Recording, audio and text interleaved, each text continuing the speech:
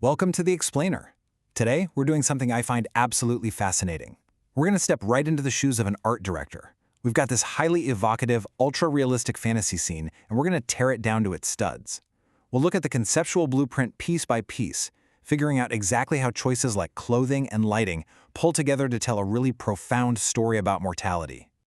Listen to this exact opening description from our source material.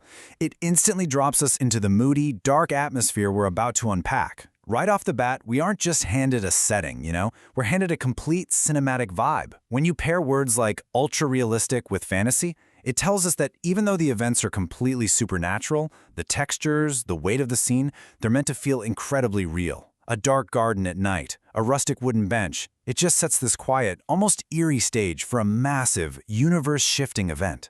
So here's our game plan for today's explainer. First, we'll look at the modern mortal. Second, enter the god of death. Third, we'll explore the golden soul extraction. And finally, cinematic atmosphere and lighting. Okay, starting off with Section 1, the modern mortal, grounding fantasy in contemporary reality. So the source text specifically calls out contemporary streetwear. We're talking a black varsity jacket with white graphics, loose white pants, and, get this, a pair of white and black Jordan 4s. This is so deliberate. By dressing this guy in iconic, modern clothing, especially sneakers that are just so tied to youth culture and movement, the artist is anchoring the mortal right here, right now, in our everyday reality. This isn't some peasant from the Middle Ages, right? This is literally someone you could walk past on the street this afternoon. And that makes the suddenness of his fate feel, well, intensely relatable to all of us. Now notice the sheer physical stillness of the guy on the bench. It is a crazy sharp contrast to the wild supernatural action exploding around him. The source notes his head is tilted back, which is, a universal sign of a total loss of bodily control. That dynamic youthful streetwear we were just talking about, it's completely static now. The life force that normally animates those clothes is just gone, leaving behind this heavy, really tragic stillness. Moving right along to Section 2, enter the god of death, the ancient, divine, imposing on the modern. To really grasp the stakes here, we have to talk about the incredibly imposing figure on the left side of the scene, Yamraj, the Hindu god of death. According to the source, he's sitting there majestically, sporting a huge muscular build, long black hair, and a thick mustache.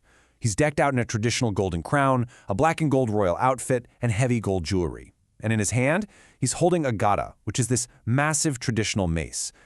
This is a figure of absolute, unyielding ancient authority. He brings this massive, awe-inspiring mythological weight smack into the middle of a very contemporary setting. And honestly, this brilliantly illustrates the ultimate juxtaposition of the whole piece. On one side, you've got the casual, everyday streetwear of a modern kid.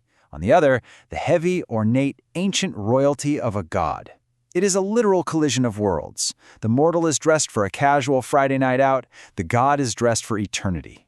This visual clash is the anchor of the entire concept. It really drives home how ancient spiritual forces can just interrupt modern everyday life with absolutely zero warning. But here's the thing. Yamraj isn't just passively hanging out in this scene.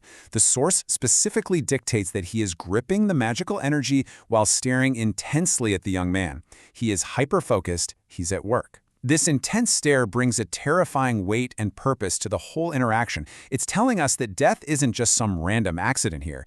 It is a highly personal, deeply focused, and inescapable divine mandate. Let's look at how this happens in Section 3, the golden soul extraction, the magical connection between realms. So the absolute crux of this entire composition is the supernatural bridge connecting these two wildly different figures. We can actually track the literal mechanics of this extraction step from the source. First, a glowing, golden, translucent soul is pulled straight from the young man's chest. Second, this spirit body starts floating upward in this dramatic suspended pose. Third, and I think this is the coolest part, it remains connected by these glowing energy threads. And finally, Yamraj firmly grips this glowing energy with one hand. It's a highly tactile physical representation of a spiritual event. Those energy threads literally tie the lifeless modern boy to the ancient god, taking the totally abstract concept of death and making it visually undeniable. Okay, bringing it all together with Section 4, cinematic atmosphere and lighting, layering the final texture. The setting itself provides such a deeply textured backdrop. The source describes a moody outdoor garden enclosed by rustic fencing, dense trees, and flowers, and the textures here are hyper-detailed, all wrapped up in dim, cinematic lighting and dramatic shadows. This isn't just an empty, black void. It is a living, breathing, natural space at night that essentially traps our two characters in this fateful, enclosed arena.